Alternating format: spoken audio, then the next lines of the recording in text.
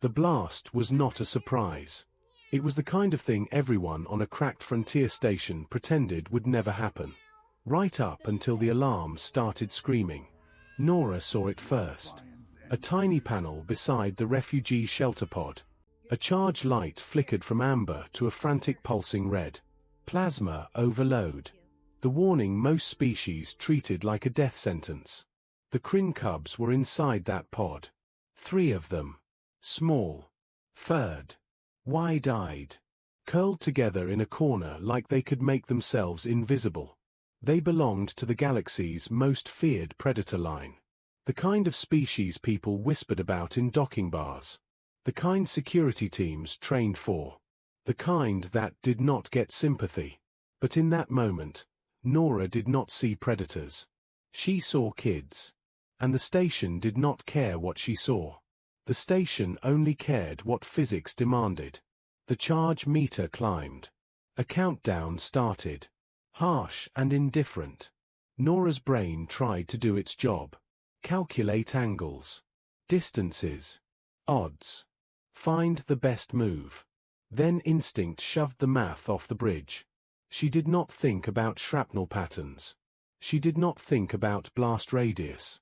She did not think about how thin the bulkhead was when vacuum got hungry. She only thought one thing. They are going to die. Her body moved before her mind could argue. NORA sprinted the last steps. And dove over the shelter pod like her spine was a shield and her ribs were armor. She pressed herself down, wrapping her arms around the curved casing, trying to cover every inch of it, trying to be bigger than the explosion. The universe answered with fire. A white-hot concussion slammed through her. Then came the storm of metal fragments. Pain erupted across her back, sharp and blooming, like someone had turned her skin into a map of burning stars. She tasted copper. She heard nothing but a dull ringing. She felt the pod shake under her. But it did not rupture. It did not crack. It held. For one heartbeat. She was aware of the cubs' tiny bodies trembling beneath the shell. Then the world went away. Consciousness returned the way it always did after violence. Slow. Reluctant. Tugging her upward from a soft dark ocean. NORA's first sensation was warmth. That made no sense. She should have been dead. If not from the blast, then from exposure.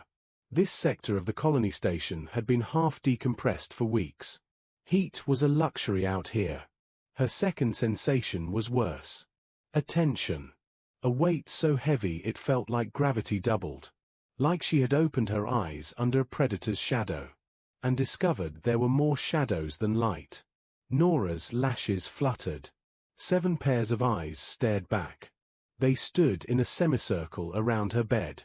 Their bodies massive enough that the medical bay felt suddenly too small. Midnight black fur rippled over corded muscle. Heads angular and feline lean. Forward-facing eyes. Heavy canines that did not hide even when their mouths were closed. Kryn. Apex predators from a death world where evolution did not reward kindness. Only survival. This was not a normal medical ward. This was a courtroom disguised as one. At the center stood an elder with silver streaking his manet. Scars crisscrossed his exposed forearms.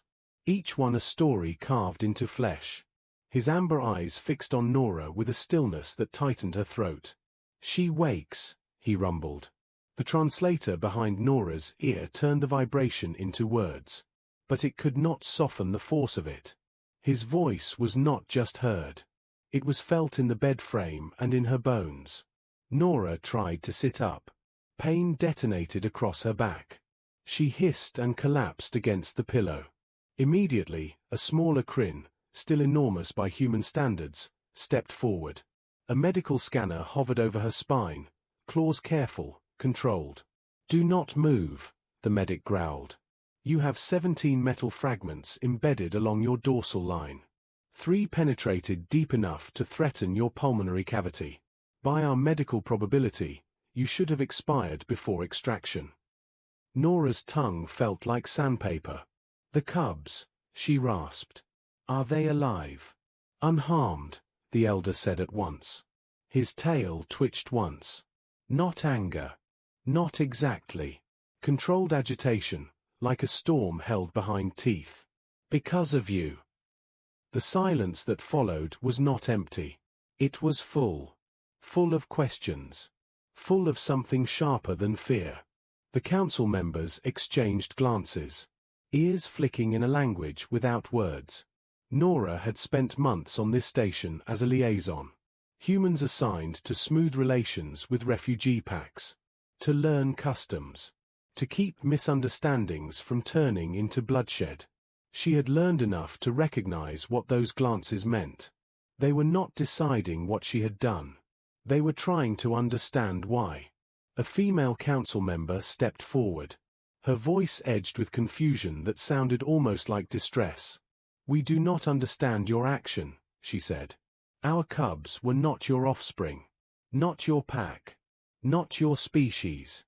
Rational behavior demanded you preserve yourself. Yet you chose certain death to protect them." NORA swallowed, fighting the ache in her ribs. "Because they were scared," she said. As if that answered everything. Because they were small. The elder leaned closer, lowering his massive head until his eyes were level with hers. His breath carried predator and smoke and something like old stone. "No," he said. "That is not sufficient. The Kryn protect our young because biology commands it. Hormones. Instinct. Genetic imperative. Other species protect their young as investments. As property. As extensions of the hive." His eyes narrowed. A predator's focus sharpened into a blade. "But you have no chemical compulsion to protect Kryn cubs. No blood bond. No pack claim. No instinct chain." He paused, as if tasting the thought. "You chose it." NORA's chest rose in a shallow breath. "Choice is kind of our thing," she whispered. "My grandmother used to say humans do not just inherit family. We decide it." The elder straightened slowly, turning to address the council. "For 300 cycles," he rumbled, "we have asked the galaxy what makes humans dangerous. We assumed it was their weapons, their endurance, their stubborn refusal to accept limits." He looked back at NORA. "We were wrong." The room felt colder. "What makes humans dangerous," he continued, "is that they act without the chains of instinct. They choose their tribe. They choose their cause. They choose to throw themselves onto explosions. For children not their own."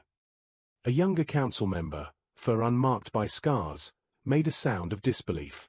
"This is madness," he said. "Evolutionary suicide. How did such a species survive?" NORA tried to laugh. It came out rough and small, and it hurt. She winced, then spoke softer. "Because when you pick your tribe instead of being born into it," she said, "your tribe can become anyone worth protecting." The words landed hard. Not because they were poetic. Because they were unfamiliar. "We survived," NORA added. "Because we decided humanity is not only DNA. It is an idea. And ideas do not need blood to spread." The council went still. Even tails stopped moving. The elder's gaze did not soften, but something shifted behind it. Contemplation. Recalibration. He made a short gesture. One by one, the council members turned and filed out. Footsteps heavy, each step a reminder these were creatures built to hunt. Only the elder remained. For a moment, the medical bay felt too quiet. Then he spoke, and his voice dropped lower. "My daughter," he said, "was among the cubs you saved." NORA blinked. "She is my youngest," he continued. "My last surviving child. The wars took the others." A hot sting gathered behind NORA's eyes. "I did not know," she said. "I swear. I just saw kids in danger." "I know," the elder said. "And that was the problem, wasn't it? Not that she had made a calculated sacrifice.